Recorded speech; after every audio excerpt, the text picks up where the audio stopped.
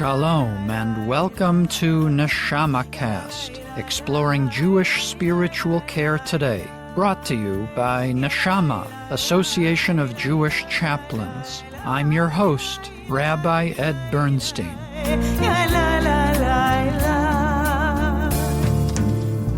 Over the last year on NeshamaCast, we've heard many Jewish chaplains in the field reflect on the effect that the terror attacks of October 7th, 2023 has had on their work providing spiritual care during difficult times. On October 9th last year, Rabbi Valerie Stessin from Jerusalem came on NeshamaCast in an emergency episode to report from Israel on her experience of the first 48 hours of this terrifying event. Listeners can still find that program in our feed. As we record now in September 2024, we are approaching the first anniversary of October 7th, when this episode will drop. And I'm grateful that Rabbi Stessin has returned to NeshamaCast to reflect on the past year as well as look ahead. Rabbi Stessin is the director of Kashuvot, the Center for Spiritual Care in Israel. She was the first woman ordained at the Schechter Institute in Jerusalem, the seminary for conservative Masorti Judaism in Israel. She is a board-certified chaplain and a member of N.A.J.C. Rabbi Stessin speaks Hebrew, French, English, and some Russian, and she makes her home in Jerusalem. In podcast parlance, a returning guest to a podcast show is often called a friend of the pod. Rabbi Valerie Stessin, you are my actual friend and a friend of the pod. Welcome back to NeshamaCast.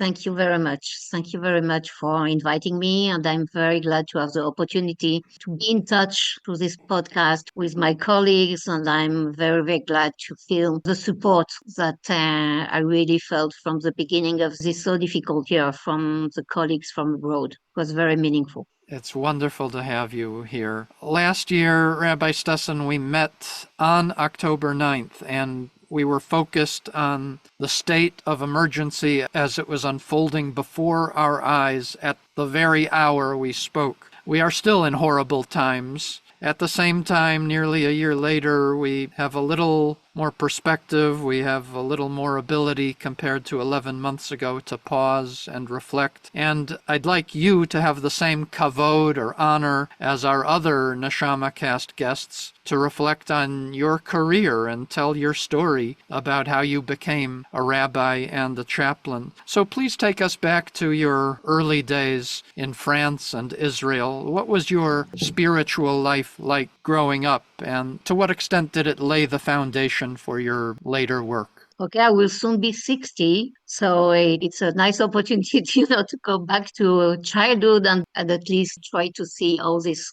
how it developed since. But my parents are from different origins. Both of them are Jews, but my mother was born in Algiers in North Africa, and my father was born in France, but his parents came from Poland and Hungary. And being a child of Jewish parents from different origins was already something a little bit weird, maybe, at this time. But both of them received, on one side, a strong Jewish identity, but not a strong Jewish tradition. We won't enter the sociological reasons, but the Ashkenazi side was after the Holocaust. The Sephardic side was very close to the French tradition and French culture. So I grew up in a house which was very connected to Zionism and to Judaism, but not in a very traditional way and not with a lot of content. And we lived in a very small place, a town which is called Périgueux, which is in southwest of France, with a very small congregation, really tiny congregation. So Jewish life was important for us, but wasn't very rich. So when I was a teenager, I think I came to Israel when I was 15 for the first time, and it was a kind of revelation. I really felt that I belong to this place and that I want to be part of the history which is evolving and happening in Israel. And at the same time, I was thirsty. I felt some thirst and some attraction to more Jewish tradition, more sources. So both happened at the same time. When I was 18, after the baccalaureate, instead of traveling to Paris or to Bordeaux for university, I decided to come to Israel with the blessing of my parents, who were very glad that I decided to try this journey. I was for 1 year in a kibbutz, in a religious kibbutz, and decided to stay to study at university.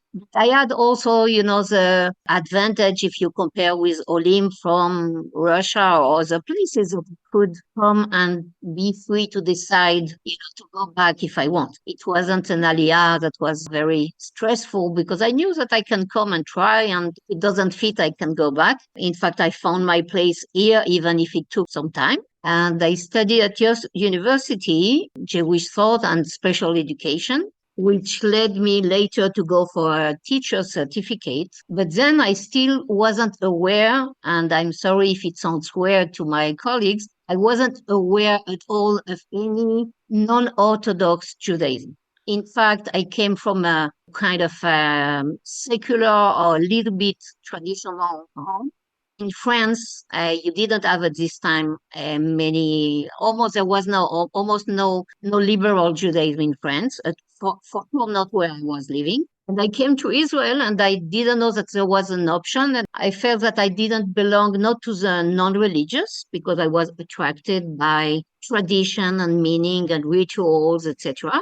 And learning and sources. And on the other side, I had a very feminist education and very open mind and very critical mind. And I really felt that I can't adopt Orthodox way of life. And I always felt like if I was sitting between two chairs, like I don't belong this part of the society and not the other one. Can you tell us about the landscape of Jewish life in Israel? What is the place of Masorti, conservative Judaism, and the other liberal movements? How does it compare to what Jewish people find in other parts of the world? So I will compare maybe the realities that I found in Israel in 82 when I made Aliyah. Not now, there are differences, but in 82, you mostly had to be part of the religious side or the non-religious side. There are different levels in each one of them. Either religious or non-religious, either driving on Shabbat or not driving on Shabbat. And you didn't have all the various ways to live and to think your Judaism, to, different approach to do Judaism, as I discovered much later when I discovered the conservative movement. You didn't have the same range of opportunities as you can see them in the States.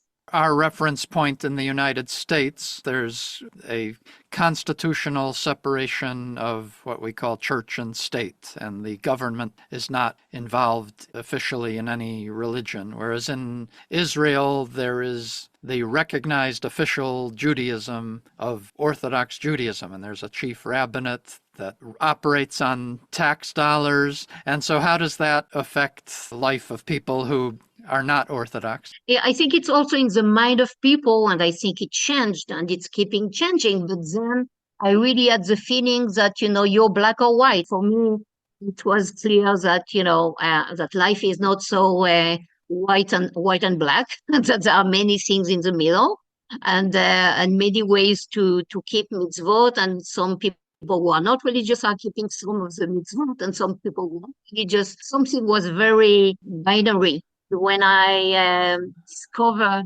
the conservative movement, which was quite small in Israel, it was a real revelation for me because I really found a place where I could bring more complexity, not always so accepting of everything as it is. So when I encountered the conservative ideology, the Masorti movement, as it is called in Israel, I was very much attracted by it, and I joined what was called the Bet Midrash of the organization. But then the rabbinical track wasn't open to women. at the JTS. It was already a change that was done before, but in Israel, the founders were convinced that to be accepted by the Israeli societies, they should keep a lower profile and be a little bit more traditional than the conservative movement. So at this point, women were not accepted in this track. And there were two tracks, educational and rabbinical. So I began in the educational track. And then I was very lucky to be there at a time where many students, teachers of the Bet Midrash, and also members of the movement felt that it was time to adopt the egalitarian way of training people and training also women if they want to be rabbis. So in the middle of my studies, I embraced the rabbinical track, and I had the honor to be ordained in 93. And since many women and men were ordained here, some people were afraid that it will create a separation between two movements within the small movement, but it didn't happen. And in fact, I think all people got used. Some were very happy, some maybe a little bit less, but it became something which was a blessing for the movement.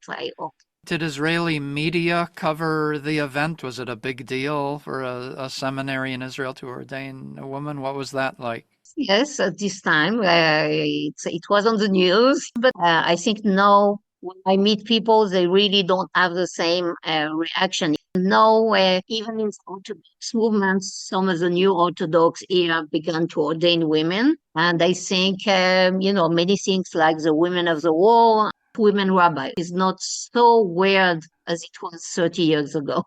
Yeah, the landscape has changed. So tell us now about your journey to chaplaincy. You talked about first focusing on education, and at some point you made a pivot to chaplaincy. And if you could also describe the landscape in Israel of chaplaincy, because I think it's very different than what we have in North America.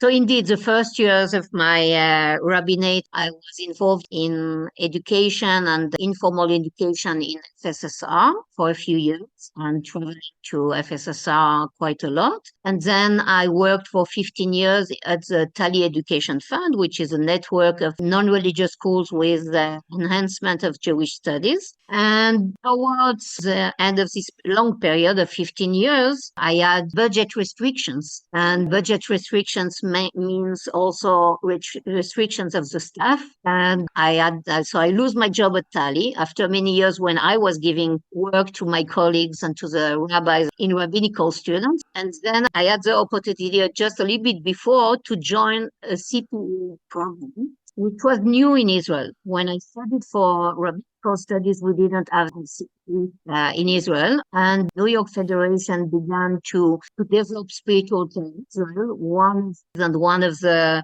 people who worked in Israel was Rabbi Zohara Davidovich Farkash, one of the members of N.A.J.C, of course. And she was traveling to Israel for long summers and teaching C.P.E in Israel. She was teaching C.P.E to Israelis. To Israelis, but it was a really, really beginning of the field here in Israel. So I remember a time when she was teaching a group at the Scherter Institute. And then I had I didn't know really what was spiritual care. I didn't have a clue what field I'm entering. I mean, she didn't know me. I didn't know her. There was one spot, and Rabbi Inat Ramon told me, you know what, there is one free spot. If you want, you can have it.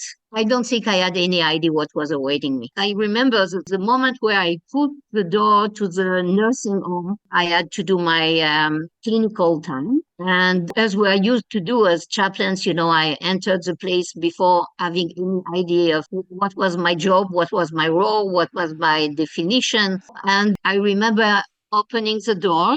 I remember the smell. And then I remember a second when I asked myself, do I really want to be here, knowing that I'm very sensitive to smells and that I don't really know why I'm here now? I had this second of hesitation. What am I doing here? But it was too late. I think I caught a virus the first time I entered the first C.P.E course. It was the beginning of the end. I couldn't stop. after I caught this virus of spiritual care. The first course with Zohar, which was very meaningful for me, was again a kind of revelation. It was a totally different way of discovering another side of the rabbinate. It was another color of the rabbinate, much more personal, much more individual, one-on-one. And I really liked the training, the fact that the training was both intellectual but also spiritual. I think the mix of theory and practice and the individual supervision and the small group really worked for me. When I finished the first course, it was half a unit. It was 8 weeks. When I finished, I already wanted to check, what could be the opportunities to work in the field. Some people were in the field told me, it will take some 20, 25 years until someone will work in the field. We are just beginning. No one knows what is spiritual care. We just invented the word, the livui ruchani in Hebrew, which is like a spiritual accompaniment, but no one knows what it is. I'll just note that in our NeshamaCast feed, I interviewed our colleague, Rabbi Nancy Weiner from HUC, who co-authored a book called Maps and Meaning, and she describes how chaplains of today reflect the role of the Leviim, the people of the Levitical class, the Kohanim, who literally accompanied people out of the camp and back into the camp when they were able to be back in the community. And there's this strong parallel between the Kohanim of ancient times and what chaplains do today, helping people cross the threshold back and forth. And so Right. the Hebrew term, I love the Hebrew term, livui ruchani. It's like we as chaplains are the Leviim, the Levites, who help Right. people cross that threshold. Beautiful. Yeah. Lovely. So I had this feeling that something really deep in me was connected with this. Yeah, you got the chaplaincy virus. Exactly. So, the final self-evaluation that we write at the end of the C.P.E. And with something about, what is your dream or what you would like, what would be the next goals. And at the end of the first half unit, I wrote that, what I would like to keep studying. And then I was lucky enough to join the course also the year after. So I kept entering this journey of studying spiritual care, traveling for the first time to Robert Wood Johnson University Hospital in New Jersey. With the support of N.A.J.C. I already was a mother with 2 daughters, divorced, but my daughters stayed here in Israel with my parents and their father. And I traveled for 3 months to do my first C.P.E. there. I think this was also a very important moment for me because it was the first time that I could see really spiritual care in life. Like being in an hospital, seeing a staff of full-time chaplains. We had 2 cohorts of C.P.E., being a chaplain on call during nights and weekends. For me, it was something which really helped me beginning to imagine what it could be if we bring chaplaincy to Israel. And what could be the final goal to be able to give every person who wishes a chaplain or who is interested or in need to give the possibility of having this service. And it was, of course, totally different from the realities that I knew in Israel. We then didn't have any place, even with a part-time chaplain, like no hospital and no nursing home. It just was something that didn't exist. So I came back to Israel with really, I think, a vision of what could be if we succeed in developing it here. And I think also I was able to see in Israel that there was such a void in those places. I refer mostly to hospitals and nursing homes, but any geriatric day center, other place where independent living facilities and places like this. So I think on one side, I could see the void, knowing that the reality was that in Israel, we were really far from having the people, the chaplains, and the openness from the staff, from the professional staff. But I could see that there was a need, that there was a real need. Yeah, so tell us about your organization, Kashuvot, how it got started and how you found your way to Kashuvot and what it does. So I created Teshuvot with a colleague of ours who is also a chaplain, Rabbi Miriam Berkovich, who made Aliyah from the States. And she also studied spiritual care. She also wanted to begin something together, a new initiative. And then we decided to join forces and to found Kashuvot in 2011. Then it really felt like something very, very far. And it was very tiny. And I admit that now in 2024, it's very different.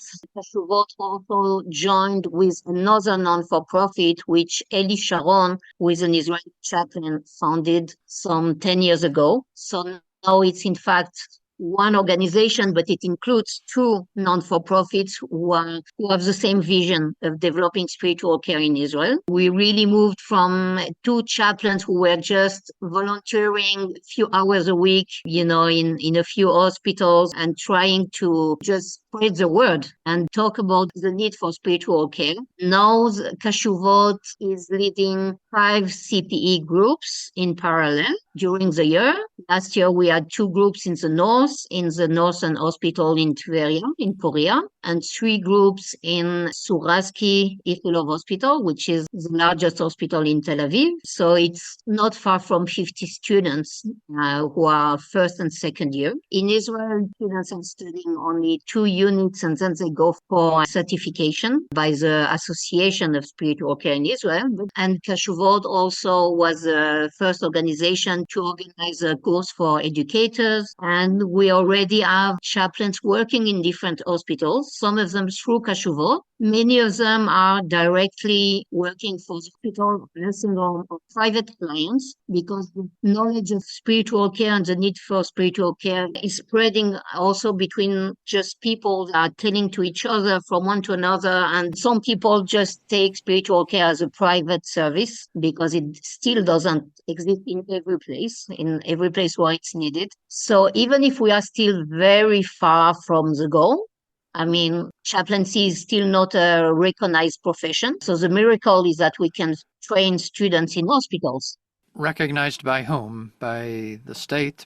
Yeah, by the state. It's not a recognized profession. But then don't ask me and don't ask anyone how come that we can train students in hospitals and nursing homes, because someone could think that there is a paradox, or maybe it's an Israeli paradox, but a very positive one. So we are growing, and people who are working in palliative care are very much aware of the spiritual care in Israel and very much open. And I think also I can really see that the change in the attitude of different professionals, physicians, nurses, and all the different professionals who are working in the field of care, like the reaction to spiritual care is totally different than 15 years ago when we began. It's a small country, as you know, and it's spreading quickly from a person to another, and people hear about it more and more, and they hear about how helpful it is. And I think it's growing in a very meaningful way. We still have a long way to go, but still there is a kind of openness, and maybe also what's happening now since October 7,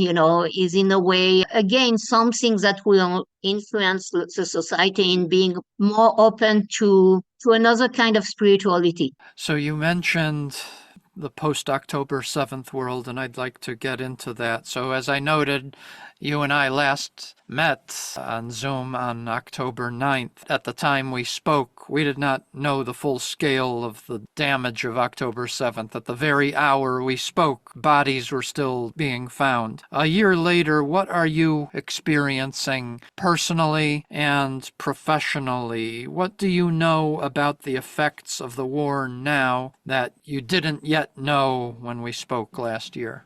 So first, in a way, we could say that it's a big, big, big difference because we spoke, we were so in shock. But what is weird that we are far and we are still very much deep in the same situation. I mean, there was October 7 with the shock and the trauma and the surprise and the amazing amount of sadness and of grief. But in a way, it didn't stop till now. It never ends. Not never ends. I hope it will end.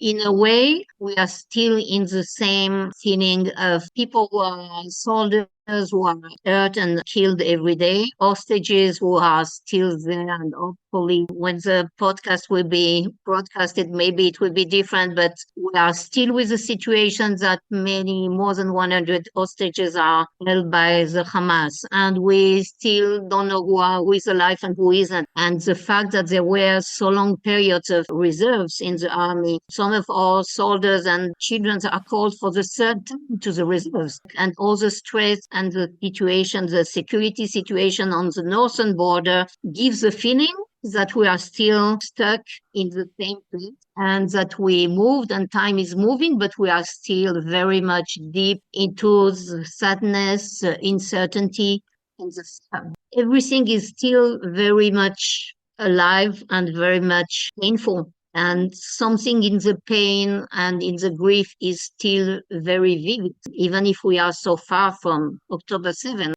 We are close to the anniversary. And I think it also brings us now to the thoughts about, okay, how can we go through the high holidays? How will it be different from what it was last year? How can we get ready for all these days which will remind us of what was last year at the same moment? It's very complicated because it's such a small country and no one is protected from the grief. You ask me how I'm living through this personally. I think one of the most difficult things for me as a mother or as a parent, because I don't think it's really different for fathers, is to see all my two daughters who are 24 and 28, and my son-in-law who is 28, they already went through such an awful amount of loss. So they've done a lot of reserve duty. They've done a lot of reserve duty, each one of them in different places, one in the Lebanon border, my youngest daughter, and the others in the offices of the Air Force intelligence, and my son-in-law part of the time in Gaza. But also the fact that they lose so many friends. They lose friends of friends, Nahal Oz, which is one of the bases of the army, which was the most harshly attacked on October 7, was the place where my youngest daughter did most of her army service. And she lost people that she knew during her army service there. People know each other. It's a small country. So knowing that they go through such a huge amount of fear, of loss, that they need so much resilience. Professionally, I think last year was, as a director of a C.P.E. training center, I think it was the most difficult year. We all know that, in fact, the relationship between educator and the student in spiritual care is parallel to the relationship that we have in spiritual care with people that we accompany, and that it was the most difficult year for the people to go through. Some of our students were living in places that they were displaced because they were living in the north or in the south in kibbutzim or in settlements which had to be displaced. And some of them are still displaced till now. Some of them lose people from their family. Most of them had family in the army, in the reserves. Yeah, speaking of losing family members, you lost your father not too long ago in summer of 2024. May he rest in peace, and our N.A.J.C. colleagues join me in expressing our condolences to you. He didn't die in anything connected to the war. He died of natural causes, but his death comes within the backdrop, and his last year of life was with that. So your father, George, he was an artist, and you shared with me some of his artwork that he did in the last year of his life. For those who are listening, we will put links to George Stessin's artwork in the show notes. Valerie, could you tell us a bit about your father George's artwork that you shared with me that he made just in the aftermath of October 7th? Yeah, just to really give an idea in a few words. My father, when he was in his 40s, had a very serious car accident. And after this car accident, he was in a coma for 3 weeks and had a very, very long period of rehabilitation and trying to get back to what he was. And he never went back to what he was before. So he had a lot of challenges for many years. So one of the things which were part of his rehabilitation was going back to painting, mainly oil painting. When my father retired, when he was around his 60s, he really had a lot of time to paint. And in Tel Aviv, he had a studio. Then my parents made Aliyah. He had the studio, and he was painting a lot. He was also doing sculpture and aquarelle and watercolors.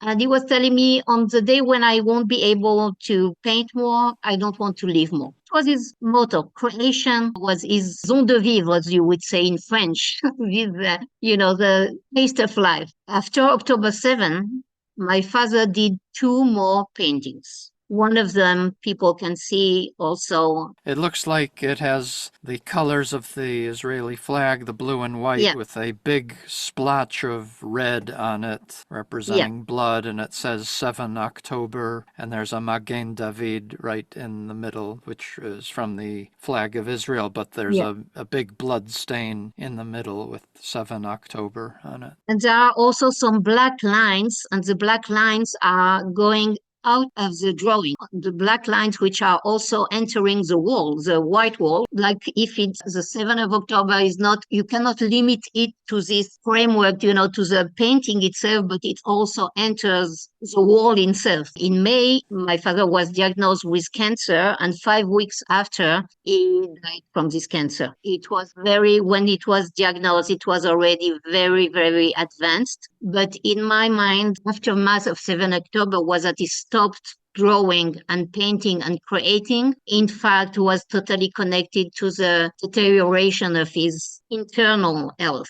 It was the beginning of the end, and I'm sure that it influenced his health.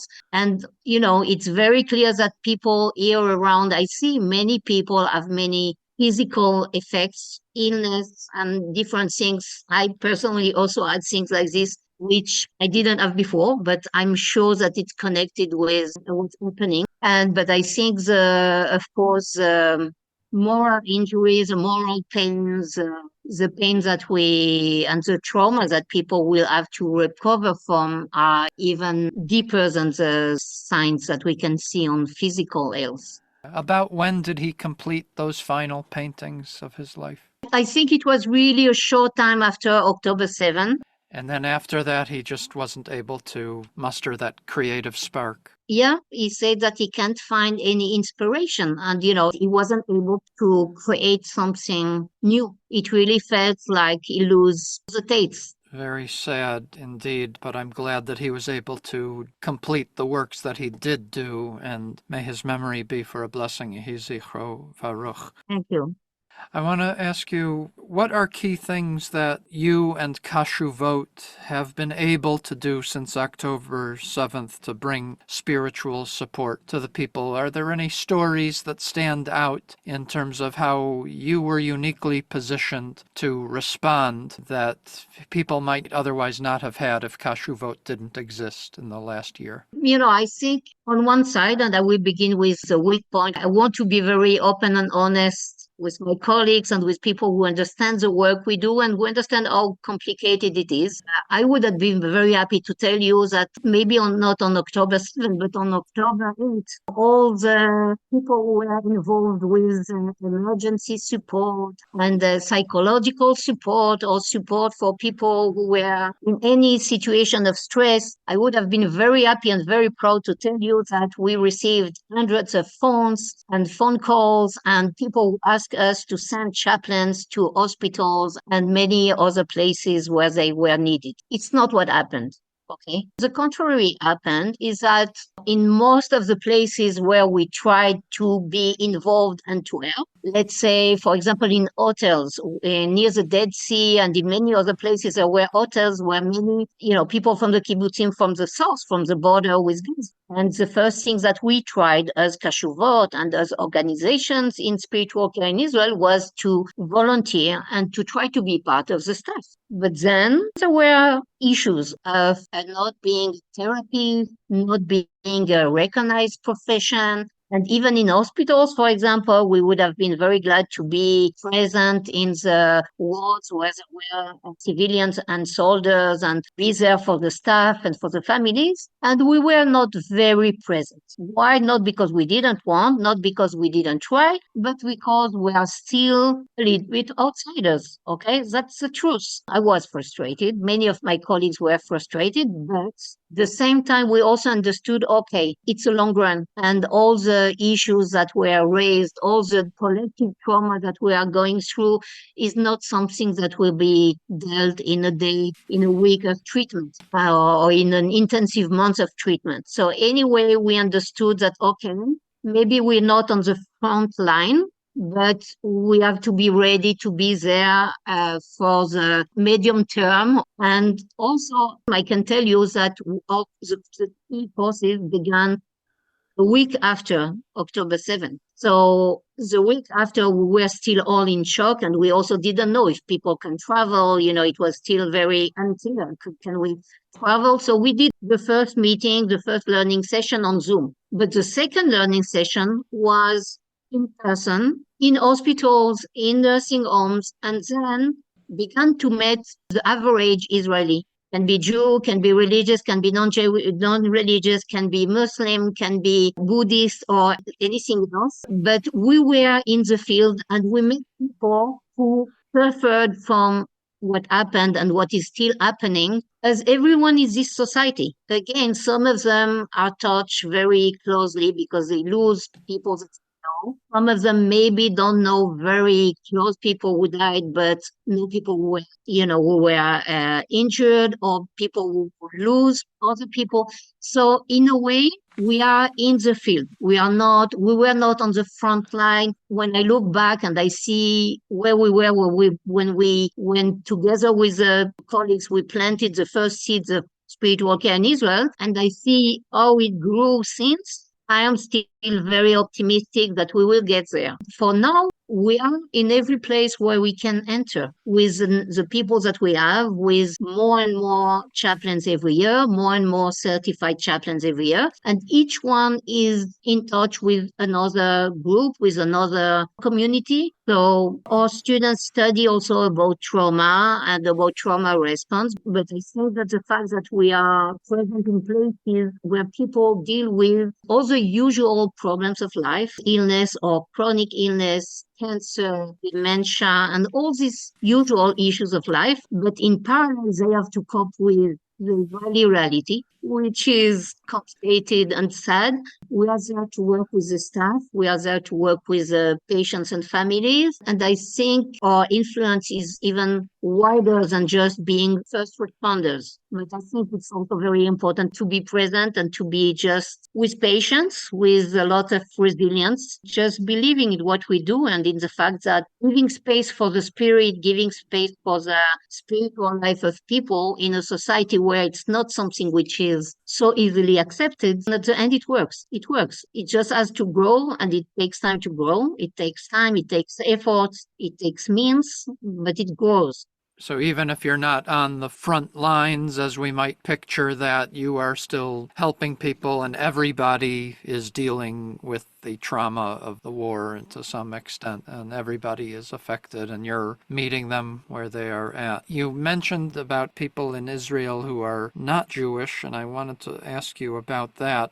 Just a few days before the horrific murder of the 6 hostages last week, there was a hostage rescued from Gaza who was Bedouin and an Israeli citizen, Qaid Farhan al-Qadi. This has been a complicated year for Arab and Palestinian Israeli citizens. On the one hand, their country was invaded on October 7th, and there were a number of Palestinian Israelis killed on October 7th. Many of them, I should say, died as heroes while trying to save Israeli Jews. I'm thinking of emergency medical workers at the Nova Festival. And then there were some like Qaid Farhan who were taken hostage. Up north, there's the Druze community whose children serve in the army, and several of them have fallen in the war. And then there was the Druze school in the Golan Heights that was struck by a missile from Hezbollah that killed young children on a soccer field. How is the nation providing spiritual support to the different communities of Arab Israelis, people who aren't Jewish but are part of the fabric of society? And to what extent is Kashuvot involved in that work?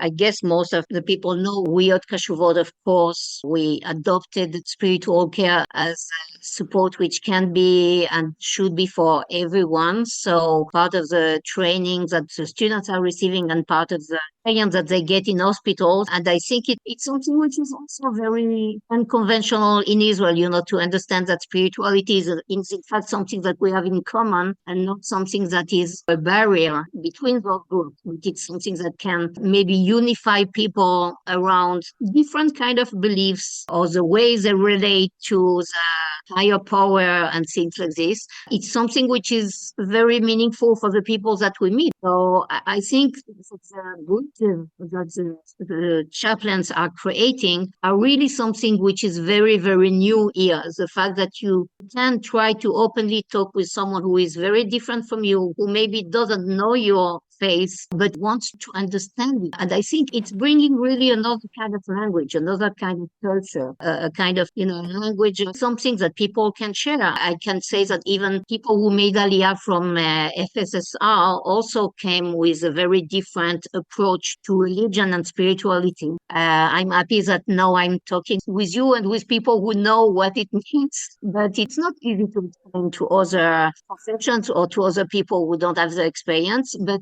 we are, I think, really creating another kind of connecting with people, connecting with words, sometimes without words, especially when there is a gap of communication. But even when there is a difficulty in communication, you always find a way to be with a person in some kind of healing presence and loving presence. And I believe that it influences the other people in the staff. So I think we are bringing really something which is, again, a need, a real need, and there is a real void. That's really what I think helps us feeling that we are doing something which is important, meaningful, and will become more and more recognized I hope, in the close future.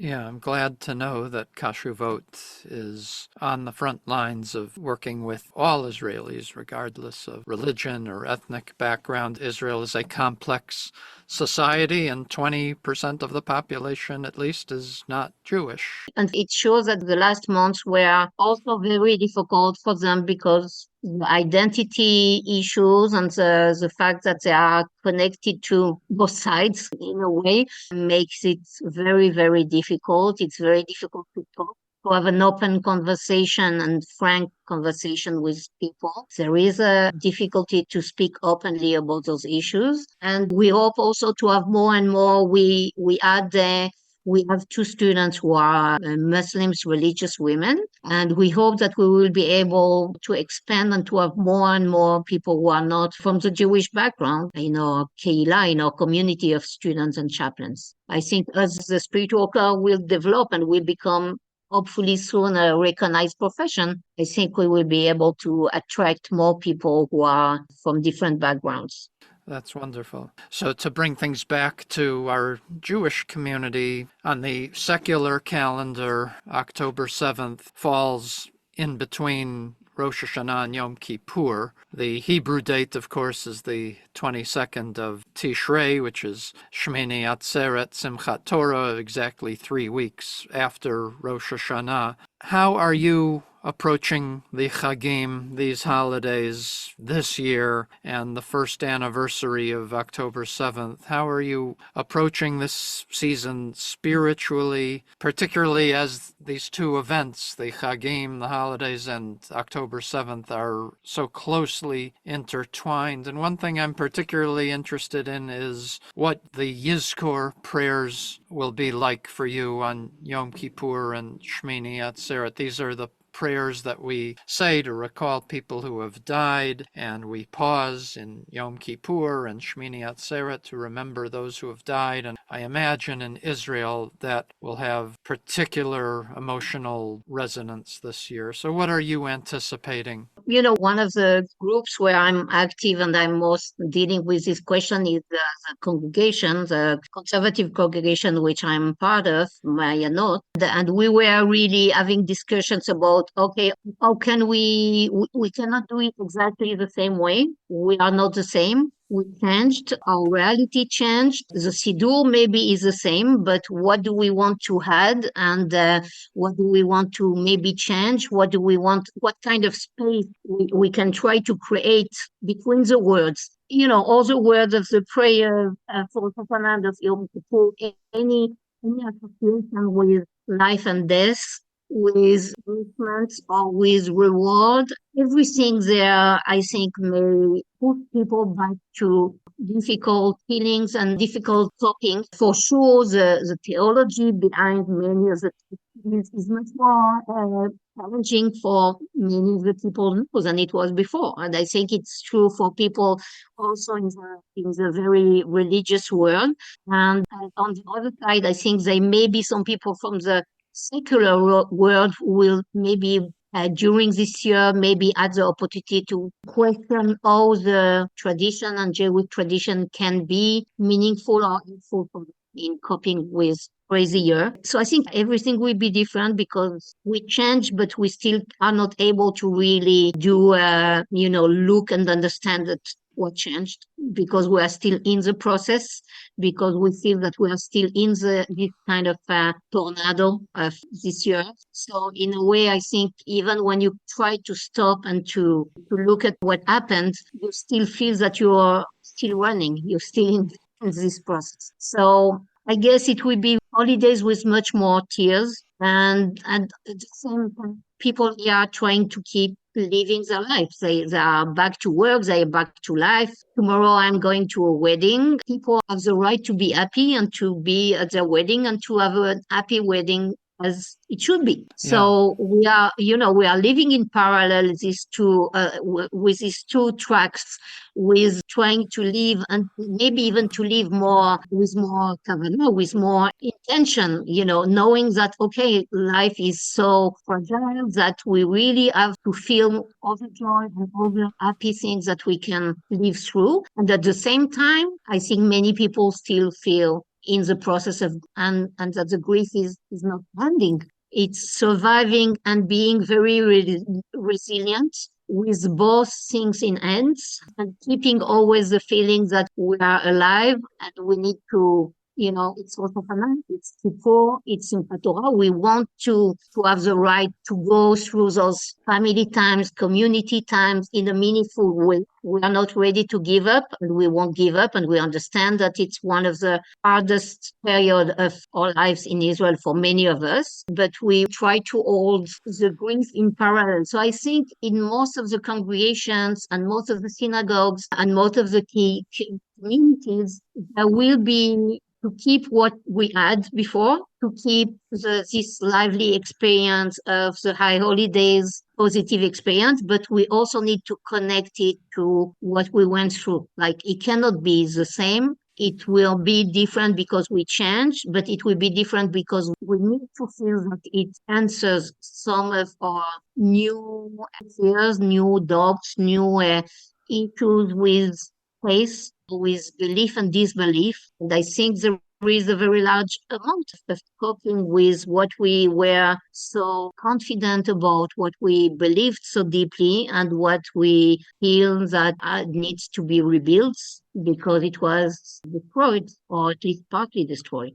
Yeah, I mean, I'm thinking of an irony in the Chagim on Sukkot. We say to one another, Chag Sameach, happy holiday. The Mishnah also says Yom Kippur, which is a day of fasting, but nevertheless it's still the happiest day of the year because we cleanse ourselves of sins and become spiritually pure. So on the one level, this is the happiest time of the year, and at the same time, our inner reality is very sad right now. But in a way, it seems to me like it's an act of defiance that when we say Chag Sameach to one another, we're going to be celebrating our Chagim despite it all. Yeah, and I think, there is really this latent sadness which is there, and it will be strong.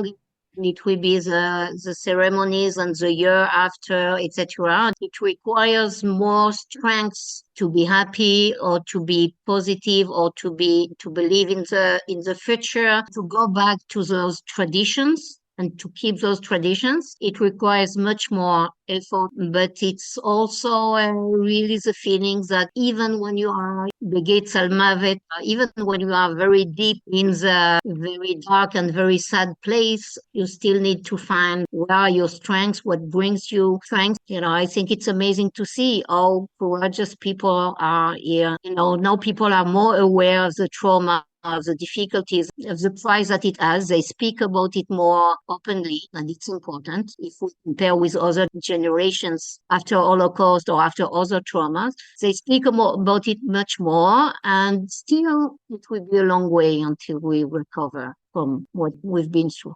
Rabbi Valerie Stessin, we're going to have to end it there. I am so grateful for the opportunity to have this extensive conversation with you. As I said to you last year, Chizki ve'imtzi, may you have strength and courage to support our brothers and sisters in Israel, and of course, take care of yourself and your family as well. And may we soon be blessed with shalom, with peace. Thank you very much. Thank you. And I also send you, I know that you also, my colleagues abroad, are dealing with difficult times. We did not relate to this so much, but we also understand and try to be aware of the things that you are facing, connected to what we are facing there. I think we are not separated, even when there is distance. I really feel that you are all going through very difficult times wherever you live. So also for you, wishing a lot of strength and a better year, much better year, with a lot of healing for all of us. Amen. Shana Tova and Chag Sameach.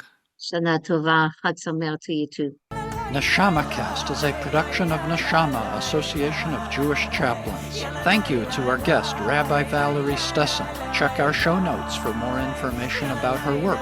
Please consider making a contribution to N.A.J.C. to support NeshamaCast and all of the vital work that N.A.J.C. does to promote Jewish spiritual care. Click on the link in the show notes to donate.